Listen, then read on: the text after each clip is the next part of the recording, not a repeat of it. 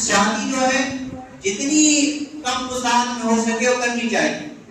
اس میں جو ہے ہم جب حج ہم پر فرض ہو جاتا ہے، جب اتنی وسعت ہو جاتی ہے تو ہم جو اس میں ہیلے بہانے تلاش کر کے کسی طرح بچنے کی کوشش کرتے ہیں.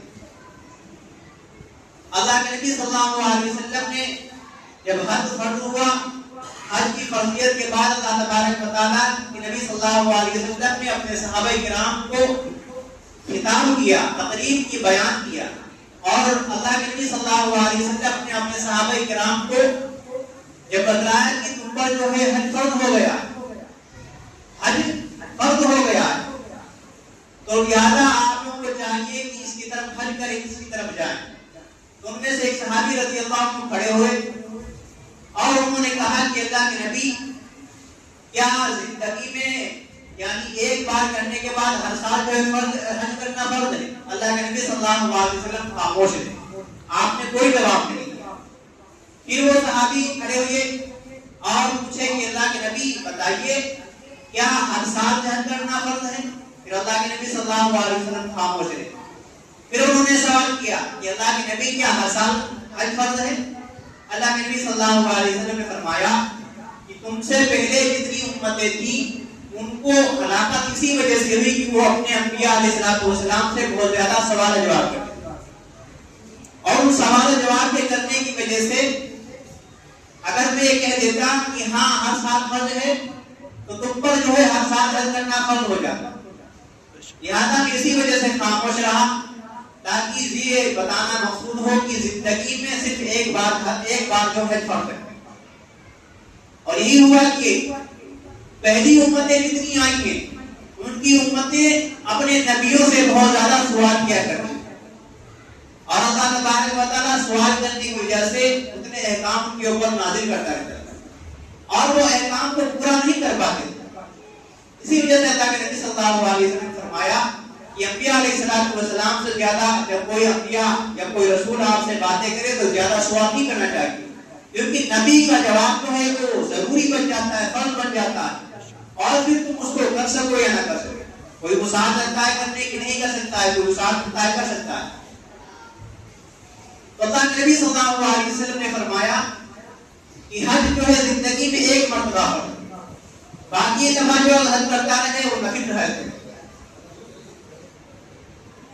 قرآن کریم کے لیے ایک انداز اللہ تبارک و تعالیٰ نے اختیار کیا ہے کہ وَلِلَّهِ حَجُّ الْبَيْتِ، کہ اللہ ہی کے لیے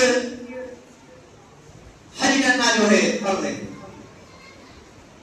یہ نماز کے اندر اندازی اختیار کیا کہ نماز جو ہے دن میں 5 مرتبہ ہے. زکات کے نہیں کیا کہ زکات جو ہے سال میں فرض ہے، ہر سال فرض ہے. جب مال آپ کے پاس ہو تو ہر سال دینا فرض ہے جب اس کا سال مقرر ہو جائے.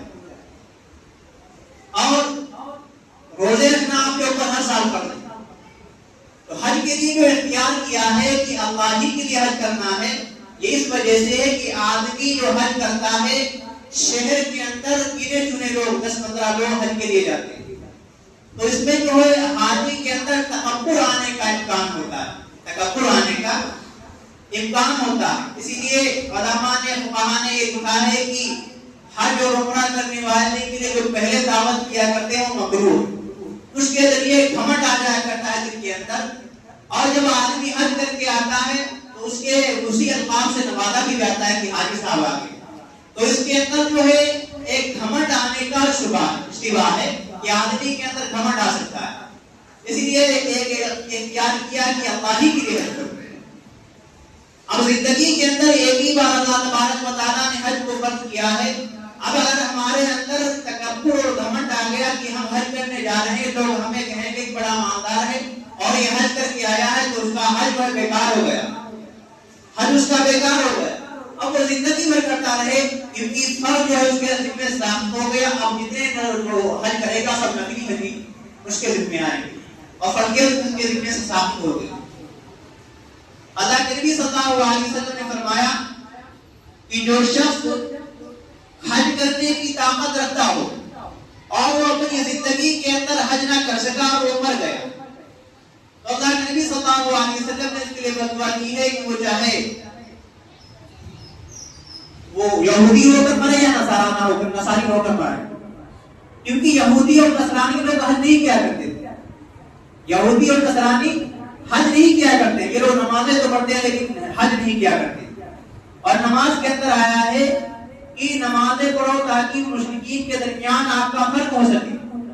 تو مشرکین جو حج کیا کرتے ہیں نبی کریم صلی اللہ علیہ وسلم کے پہلے یعنی حج کی فرضیت سے پہلے جب مکہ فتح نہیں ہوا تھا, خانہ کعبہ کی جو ہے حج تعمیر نہیں ہوئی تھی جس کے اندر کفار داخل نہیں ہو سکتے. جب تک جو ہے مشرکین حج کیا کرتے تھے, وہاں حج کرنے کے لیے جایا کرتے تھے. تو نماز کے اندر جو فرق بیان کیا کہ نمازوں کو جو ہے پابندی سے ادا کرو تاکہ مشرکین اور تمہارے درمیان فرق ہو سکے. اور حج میں یہ تفریق کی ہے کہ حج جو شخص زندگی کے اندر استطاعت رکھتے ہوئے حج نہ کرے تو وہ ہو سکتا ہے کہ وہ یہود اور نصارہ ہو کر. یہ اللہ تبارک و تعالیٰ کے نبی صلی اللہ علیہ وسلم نے اپنی حدیث کے اندر بیان کیا. تو جب ہمارے اندر اتنی وسعت ہو, ہمارے پاس اتنا مال ہو کہ ہم وہاں تک پہنچنے کی طاقت رکھتے ہیں, تو ہمیں چاہیے کہ ہم بہانے اور ہیلے تلاش کریں.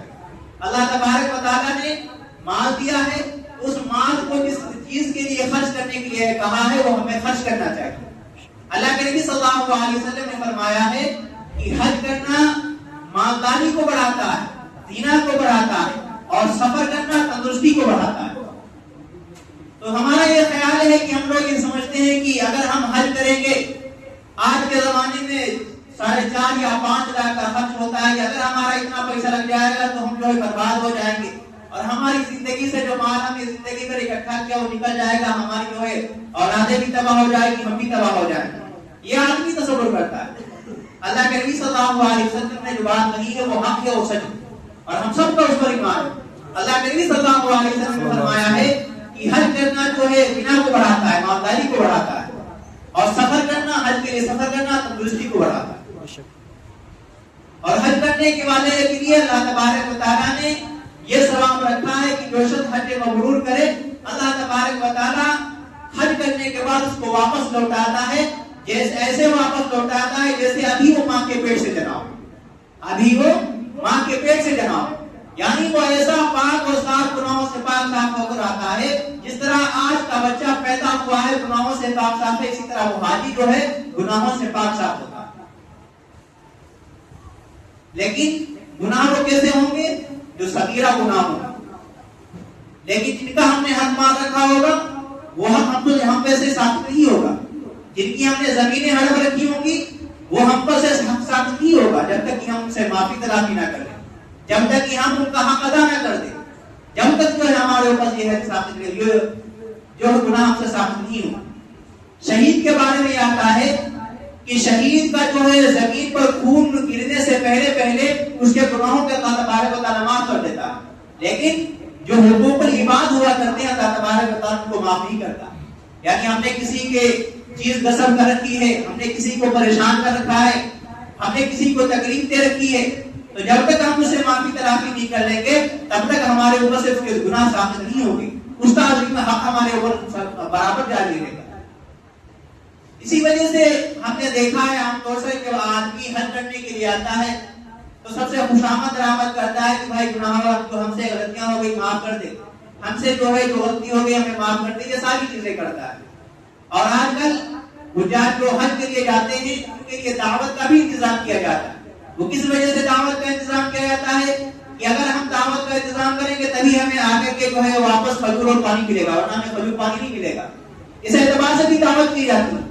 اور یہ عام عبادت غربا کو چھوڑ دیا جاتا ہے, صرف اپنے متعلقین سے ملنے والوں کے لیے جو کھجورے اور پانی کو تقسیم کیا جاتا ہے. یہ عام رواج اب چل گیا ہے. غریبوں کو سائڈ نہیں کیا جاتا ہے, جو اپنے بہتری دینے والے خاص ملنے والے ہیں ان کے جو ان کے ساتھ جو ہے ایسا معاملہ کیا جاتا ہے.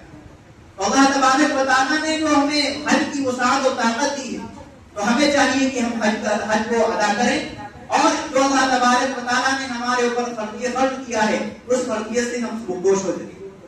اللہ تبارک و تعالیٰ ہم سب کو زیادہ سے زیادہ اس پر عمل کرنے کی توفیق عطا فرمائے. واخر دعوانا الحمدللہ رب العالمین.